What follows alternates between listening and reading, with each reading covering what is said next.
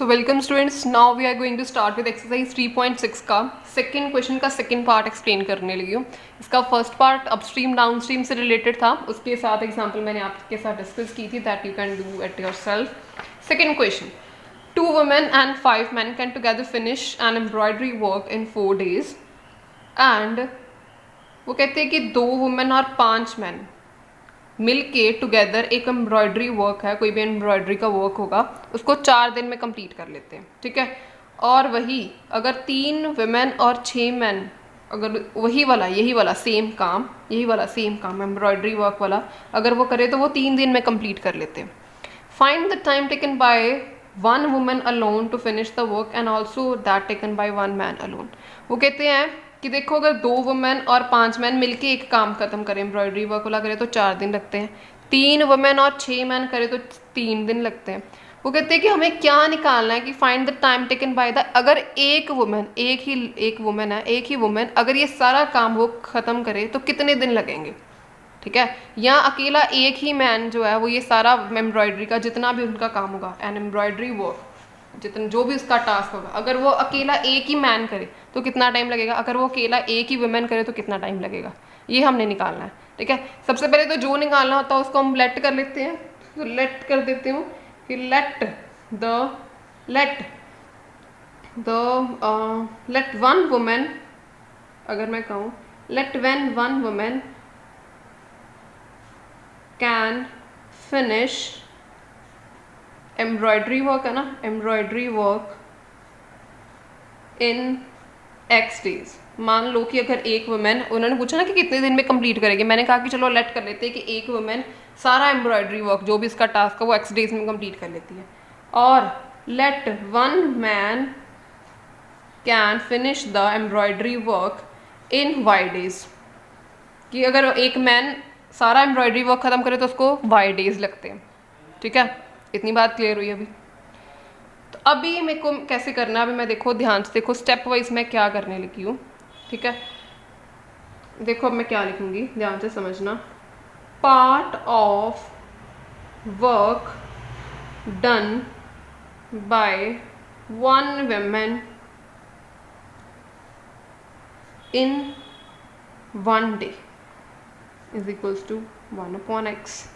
देखो ध्यान से, अगर वो कहते हैं कि एक टास्क है, जो भी पूरा काम है उसको एक वुमेन X डेज में कर देती है, ठीक है, तो देखो भी ध्यान से मैंने क्या लिखा है कि part of work finished by 1 woman in 1 day equal to 1/x। ये देखो मैंने क्या लिखा है, क्या इसका मतलब है कि अगर एक वुमेन पूरा का पूरा काम जो उसका पूरा टास्क है वो X डेज में कंप्लीट कर रही है, मान लो कि X डेज नहीं, मैं कहती हूँ कि एक वुमेन है वो अपना काम 10 दिन में कंप्लीट कर रही है, यहाँ पे तो मुझे पता नहीं, लेट इट भी, सपोज करो कि 10 दिन में कंप्लीट कर रही है एक काम। ठीक है, तो एक काम 10 दिन में कंप्लीट कर रही है। ठीक है, तो पहले दिन उसने कितना काम किया, पहले दिन उस काम का कितना हिस्सा, कितना पार्ट कंप्लीट हो गया, यानी कि 1/10 पार्ट कंप्लीट हो गया, है ना। 10 दिन में तो पूरा काम कंप्लीट हो जाएगा, एक दिन में उस काम का, जो काम कर रही थी उस काम का, उस वर्क का 1/10 पार्ट कंप्लीट हो गया, 1/10 पार्ट कंप्लीट हो गया। ठीक है, दूसरा दिन लगाया और 1/10 पार्ट कंप्लीट हो गया। ठीक है, तीसरा दिन लगाया तो और 1/10 पार्ट कंप्लीट हो गया, चौथा दिन लगाया तो और 1/10 पार्ट कंप्लीट हो गया। ठीक है, इसी तरीके से 10 बार 1/10 को आप ऐड कर लो। ठीक है, 10 टाइम्स आप ऐड कर लो तो ये क्या बन जाएगा, पूरा 1 बन जाएगा आपके पास। ठीक है ना, 10 10 10 10, ऊपर भी 10 आ जाएगा, नीचे भी 10/10 आपके पास आ जाएगा, 10/10 आ जाएगा, मतलब आपके पास 1 आ जाएगा। ठीक है, मतलब कि पूरा का पूरा काम 1 इसलिए है कि काम एक है, वर्क एक है। ठीक है, एक काम को करने में 10 दिन लगे हैं और उसी काम को करने में एक दिन जो है मतलब उस काम का एक दिन में कितना पार्ट कंप्लीट हुआ, 1/10 पार्ट कंप्लीट हुआ। ठीक है, इसका मतलब ये है, इसलिए मैंने यहाँ पे लिखा है इसको 1/x, कि let 1 woman can finish the embroidery work in X days, कि पार्ट ऑफ द वर्क, उस काम का कितना हिस्सा एक दिन में कंप्लीट हुआ, 1/x हिस्सा खत्म हुआ। ठीक है, इसी तरीके से same as that, part of work finished by 1 man की बात करूँ कि उसने एक दिन में अपने काम का कितना हिस्सा खत्म किया, 1/y। ठीक है, क्योंकि उसने एक मैन अपना वाई डेज में तो सारे काम कर लेता है, पर एक दिन में कितना खत्म किया, 1/y तो उसने काम खत्म किया। पहले तो आपको ये बात समझ में आनी चाहिए, because these all the questions are very important, इसको अच्छे से समझिए। ठीक है, अब देखिए according to the question statement देते हैं सिचुएशन के according, 2 women and 5 men can together finish a work in 4 days। देखो बेटा 2 women और 5 मैन अपना काम कितने देर में कंप्लीट कर लेते हैं, 4 डेज में। ठीक है, अब बेटा देखो इधर वाली साइड पे अगर डेज हैं तो बेटा मुझे भी इस वाली साइड पे डेज ही चाहिए, तभी मैं उसकी इक्वेशन जो है वो बना सकती हूँ। ठीक है, देखो बेटा 2 वुमेन अगर 4 दिन में अपना काम, दो ये सारा 4 दिन में कर रहे हैं। ठीक है, देखो अब एक वुमेन एक दिन में कितना काम कर रही है, 1/x। ठीक है बेटा, तो यहाँ पे कितनी वुमेन है, 2, यानी कि मल्टीप्लाई किसके साथ हो जाएगा, 2/x हो जाएगा, मतलब ऐसे हो जाएगा 1/x है ना। एक दिन में एक वुमेन एक दिन में 1/x काम कर रही है, तो 2 है तो 2 के साथ मल्टीप्लाई कर दो, है ना। एक टॉफ़ी 2 रुपये की है, 2 टॉफ़ी कितने रुपए की हो जाएंगी, 2 × 2 4 रुपीज़ की। ऐसे अगर एक दिन में एक वुमेन 1/x काम कर रही है तो दो वुमेन क्या कैसे करेंगी, 2 × 1/x, उसके आगे प्लस 5 मैन है, एक मैन एक दिन में कितना काम कर रहा है, 1/y। ठीक है, तो 5 मैन है तो क्या करोगे, 5 × 1/y। ठीक है, और अपना काम जो है वो कितने दिन में कंप्लीट कर रहे हैं, अभी कितने दिन में, ये देखो इसको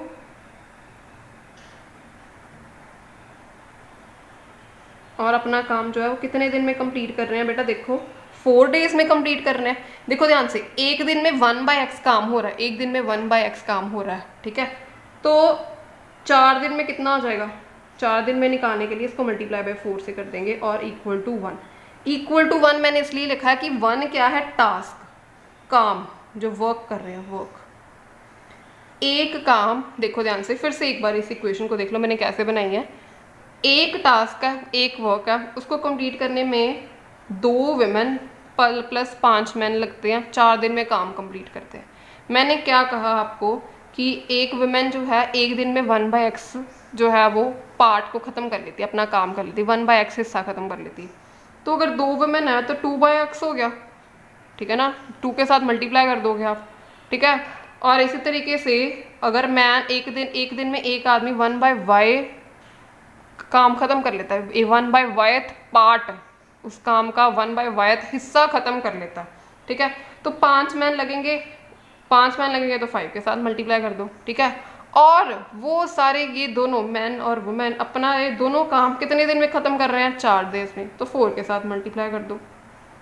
4 के साथ मल्टीप्लाई करके =1 मैंने क्यों रखा है, क्योंकि ये देखो बेटा ये भी तो टास्क की बात हो रही है, हमें पार्ट ऑफ वर्क की बात हो रही है।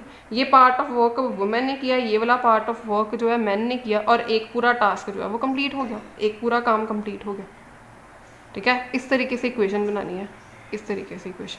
ठीक है, फिर से एक बार देखो, अब इसको सॉल्व करेंगे, देखो क्या आ जाएगा, 8/x + 20/y = 1। Very important question, ध्यान से देख लो इसको। ठीक है, अब फिर से सेकंड सिचुएशन देखो, ये वाली सेकंड सिचुएशन इधर से देख लो। 3 वुमेन एंड 3 वुमेन जो है और 6 मैन अपना काम कितने दिन में कर रहे हैं, 3 डेज में अपना काम कंप्लीट कर रहे हैं। ठीक है, ये इक्वल टू नहीं है, यहाँ पे ऐसे लिख लो इसको, 3 दिन में काम कंप्लीट कर रहे हैं। अब मुझे पता है कि अगर एक वुमेन हो, अपना काम जो है वो अपना काम जो है उस काम का एक दिन में कितना हिस्सा खत्म करती है, 1/x हिस्सा खत्म करती है, और वहीं 3 वुमेन हो जाएं तो 3/x हो जाता है। ठीक है, इसी तरीके से एक मैन अपना एक दिन में कितना काम खत्म करता है, 1/y पार्ट, 1/y हिस्सा खत्म करता है, और वही यहाँ पे कितने 6 मैन हो जाएं तो 6/y काम खत्म हो जाएगा। कितने दिन लगेंगे, 3 दिन लगेंगे, तो 3 के साथ इसको मल्टीप्लाई, 3 के साथ इसको मल्टीप्लाई, काम पूरा एक कंप्लीट हो जाएगा, एक टास्क कंप्लीट हो जाएगा, 1 टास्क। ओके, इसको सॉल्व करोगे क्या आएगा, 9/x + 18/y = 1। बेटा ये देखो, ये फर्स्ट इक्वेशन बन गई है, ये बन गई है सेकंड इक्वेशन। अब आपको पता लगे क्या होगा कि इन इक्वेशंस को हम किस तरीके से सॉल्व कर सकते हैं। देखो किस तरीके से, bye substituting, put 1/x = u and 1/y = v। ठीक है, इसको पुट करो 8u plus 20v equal to 1 and इसको करोगे 9u plus 18v equal to 1। सो इसको ऐसे लिख लेती हूँ 18u plus 20v minus 1 equal to 0, 9u plus 18v minus 1 equal to 0। ठीक है बेटा जी, ये है इक्वेशन नंबर 3, ये है आपकी इक्वेशन नंबर 4। अब ये दो इक्वेशंस आ चुकी हैं, बाय यूजिंग एनी मेथड आप इसको सॉल्व कर लो, इसकी एक्स और वाई की वैल्यू निकाल लो।